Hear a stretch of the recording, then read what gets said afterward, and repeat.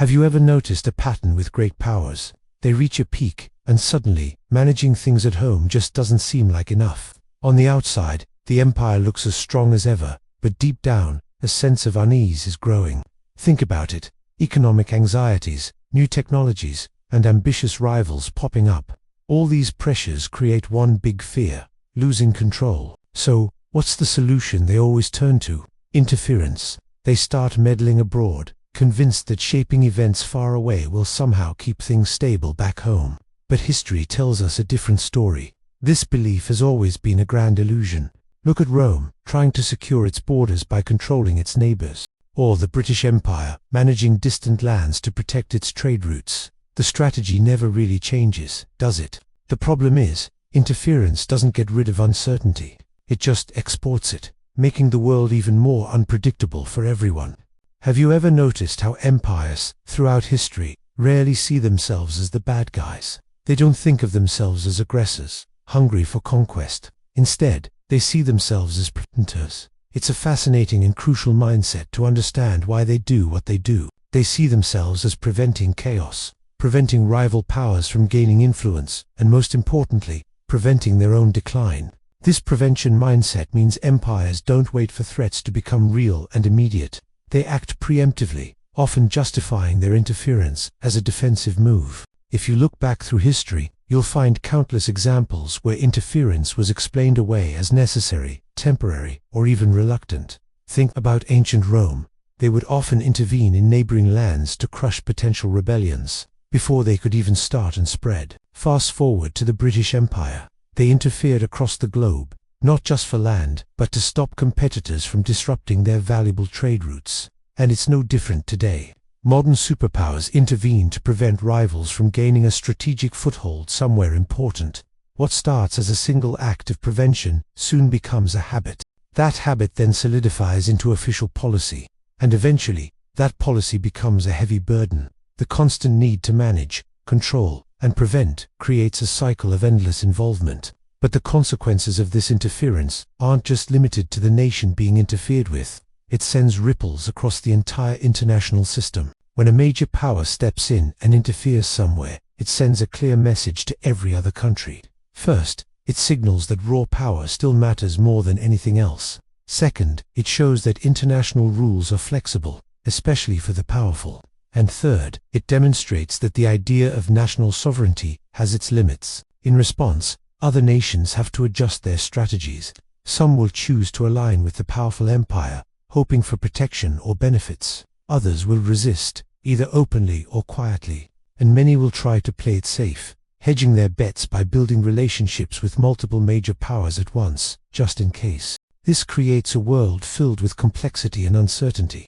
And here's the ultimate irony. This is the exact opposite of what empires claim they are trying to achieve. Their goal is to create a stable, predictable world that serves their interests. But the more an empire interferes to prevent threats and control outcomes, the more unpredictable and unstable the global system becomes. It's a paradox that has defined international relations for centuries. Ever wonder how empires control the world without firing a single shot? Forget massive armies and epic battles for a moment. In the modern era, the most powerful weapons aren't swords or tanks. They're economic tools, sanctions, trade restrictions, currency pressure, and debt leverage. These are the new instruments of power. They allow empires to influence entire nations without the mess and cost of direct confrontation. If you look at history, there's a clear pattern. Early empires, like the Romans, relied heavily on military might. Their legions marched, conquered, and occupied. But late-stage empires, they get smarter. They use economic pressure. Think about the British Empire. Long before their soldiers ever set foot in many places, Geegic trade dominance was already shaping colonies and bending local economies to their will. Fast forward to today, and modern powers have perfected this. They use global financial systems and control access to crucial markets to influence nations, all without deploying a single soldier. It's subtle, incredibly powerful, and as you can imagine, it creates a lot of resentment. But empires don't just interfere randomly. They have a very specific target: leadership.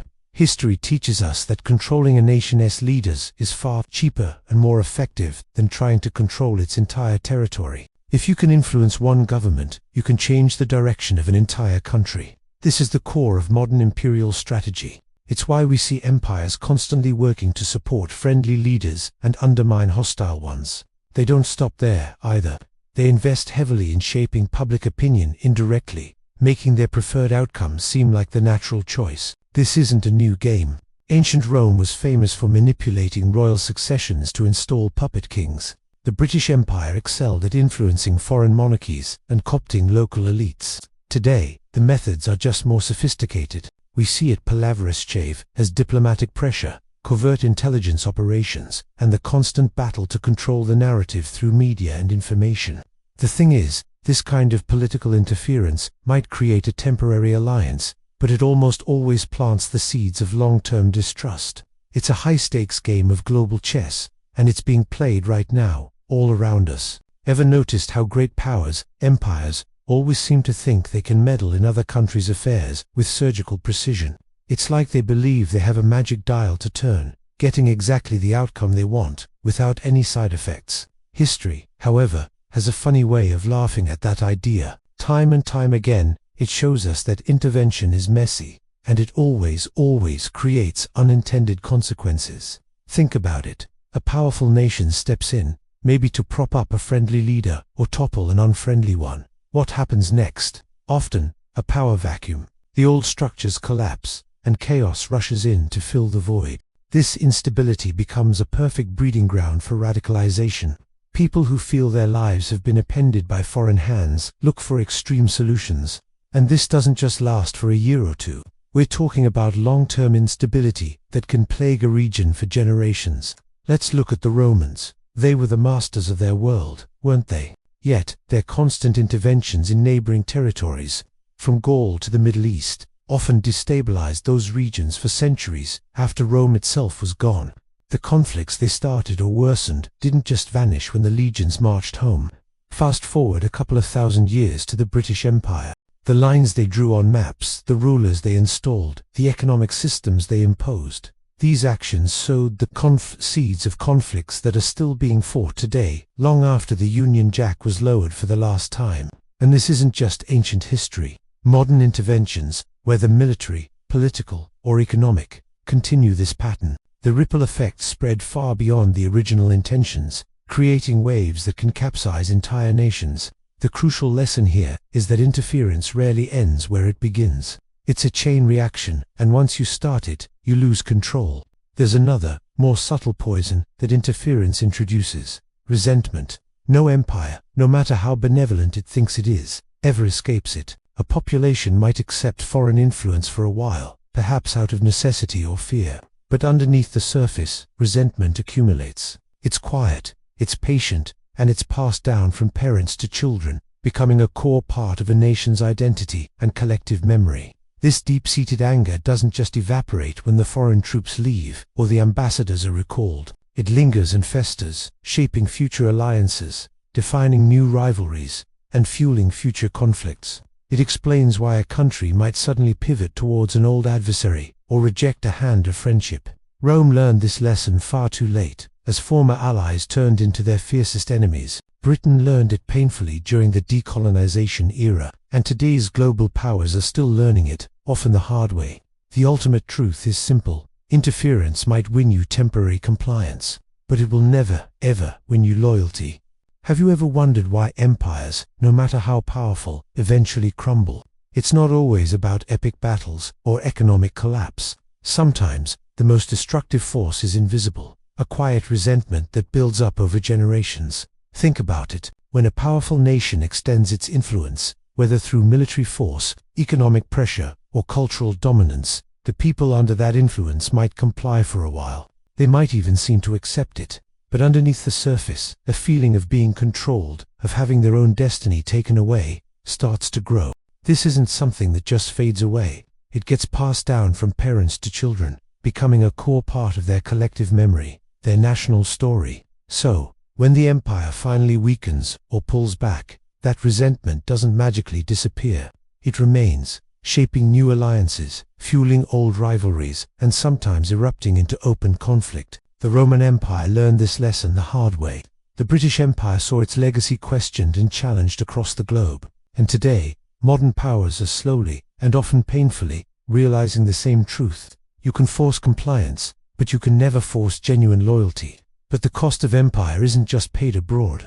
It's paid right back at home. All the resources, the money, the attention, the manpower that flows outward to maintain control in distant lands is a resource that's not being invested back into the home country. Citizens start to ask tough questions. Why are we spending so much over there when we have problems right here? Why are our soldiers fighting in foreign wars while our own communities are struggling? This creates deep divisions within the empire itself. Political polarization intensifies. One side argues for continued global dominance, while the other calls for focusing on domestic needs. History is filled with examples of late-stage empires experiencing this exact pattern. Intense internal conflict happening at the same time as massive external overreach. This connection isn't a coincidence. As an empire's commitments abroad grow, its social fabric at home begins to fray. The very thing that made it strong, its internal unity and shared purpose, starts to weaken. An empire doesn't just become overstretched militarily or economically. It becomes overstretched socially. The cost of controlling others is, eventually, losing control of yourself. It's a timeless lesson, written in the ruins of every empire that has ever risen and fallen. Ever wonder what a superpower's last gasp looks like? It's not always a bang. Sometimes, it's a whisper that gets louder and louder. There is a moment in the life of every great power when how it interacts with the world fundamentally changes. In the beginning, when an empire is strong and self-assured, its interference in other nations' affairs is confident, almost casual. It's a chess move, played with patience and a long-term vision. But as time wears on, something shifts. History gives us a clear roadmap. Take Rome. As its vast borders started to fray and internal problems mounted, its interventions became more frequent, more aggressive. It wasn't about strategic expansion anymore. It was about desperately plugging holes in a dam that was about to burst. The same pattern happened with the British Empire. As its global dominance waned and colonies pushed for independence, Britain's meddling became more frantic, more reactive. Confidence was replaced by urgency. Long-term strategy gave way to short-term fixes. This is the critical turning point. When interference becomes urgent, it's no longer a display of strength. It's a symptom of weakness, a sign that the power is more fragile than it appears. It's an attempt to shout over the rising tide of change. These moments of power transition, when one nation's influence fades and another's grows, are rarely peaceful, but they are often quiet, happening in the background of global events. The dominant power, feeling its grip loosen, interferes more, not to lead the world, but to try and slow down the inevitable. They try to delay the transition, but history has shown time and again they can never prevent it. New powers will always rise. The old ones have a choice: adapt to the new reality, or resist it. Interference becomes a tool to manage their own decline, not a way to avoid it.